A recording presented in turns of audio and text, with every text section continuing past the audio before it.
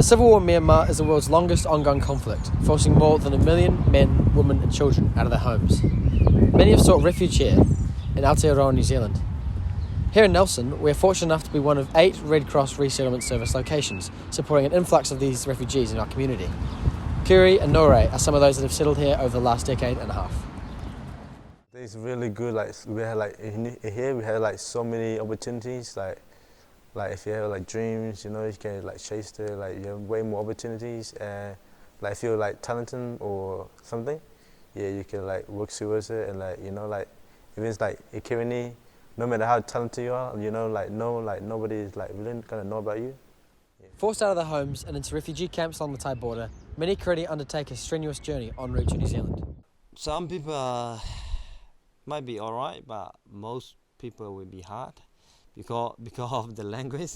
We don't speak English over there, and we also never get on the plane, never travel, that sort of thing.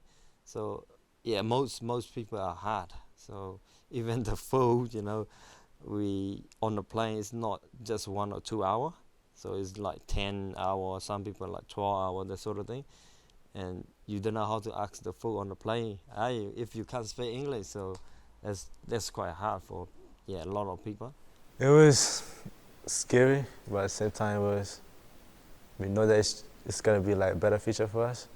Better education, better shelter, food, everything. One of few pleasures still retained from the homeland, the Karenni have a strong sporting culture, present in a number of clubs. We still got a different sport, like volleyball, caneball, that sort of thing. But football is quite popular over there. And even here, we still play football, and football is really good for us.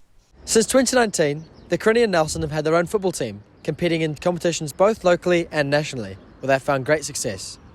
An important asset to the community, the team has a number of great physical and social benefits.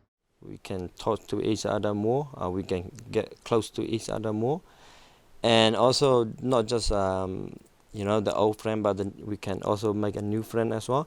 And for the young people nowadays, would be good if we have a sport like soccer, is quite a lot of fitness involved. So that means we kind of isolate from the drugs like alcohol or maybe the other illegal drugs. So that's probably something that football are quite important. So yeah, it's kind of bring the youth to the right pathway. So yeah, for their future.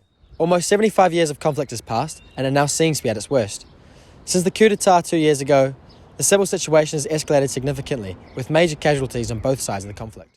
A lot of the military, the Burmese military, they not just send their troop on the ground, but they also using the jet fighter, that sort of thing, using a heavy machine or heavy weapon, and using the helicopter, that sort of thing, to shoot the people, normal people, normal villagers, that sort of thing.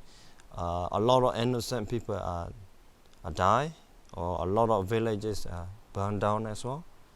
So just it's for no reason, you have to kill your own people.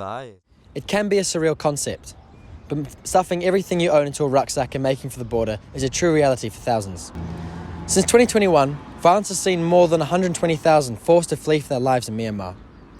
The adolescent glorification, the romanticisation of war in Western society is shattered when you meet people like Lawrey and Karenni and hear their story. Proud of who they are and where they come from, regardless of circumstance, they exhibit a strength of many of us in New Zealand can never understand.